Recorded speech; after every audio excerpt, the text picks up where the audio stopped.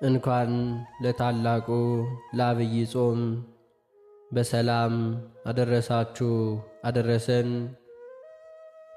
የዐቢይ ጾም የመጀመሪያው ሳምንት ዘወረደ።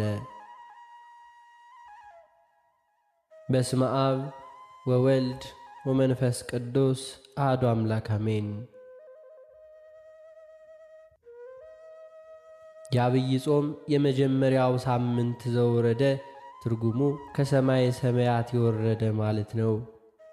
ከሰማይ ሰማያት የወረደውን ከድንግል ማርያም የተወለደውን በጥንት ስሙ ወልድ ቃል በኋላ ስሙ ደግሞ ኢየሱስ ክርስቶስ አማኑኤል የተባለውን ሰው የሆነውን አምላክ ለማመስገን ርቱ ከሰማይ ሰማያት መውረዱን ለመዘከር የሚጾም ጾም ነው። ጌታችን ጾመ ከማለት አስቀድሞ ከሰማይ ሰማያት መውረዱን ከድንግል ማርያም መወለዱን መናገር አስፈላጊ ነውና የመጀመሪያው ሳምንት ዘወረደ ተብሏል።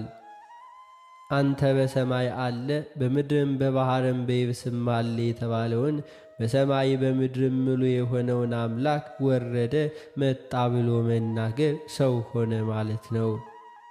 ሰው ሆኖ መገለጡን ለማስረዳት ነው እንጂ መውረድ መውጣት የሚባል ቃል በሁሉም ምሉ ለሆነው መለኮት አይስማማውም።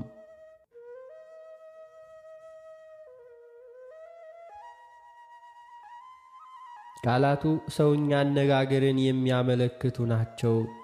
መተርጎምን አበው ሲተረጉሙ ዘወረደ ማለት ሰው ሆነ ማለት ነው ብለው ይተረጉማሉ።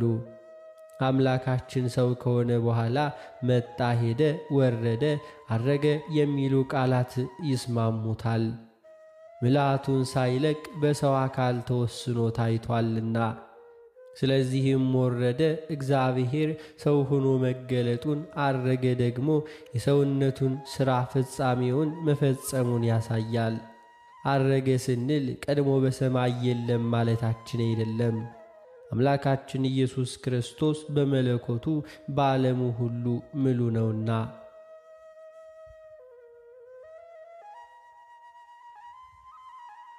ጾሙን ሐዋርያት ስያሜውንና ምስጋናውን ሥርዓቱን ቅዱስ ያሬድ አዘጋጅቷል።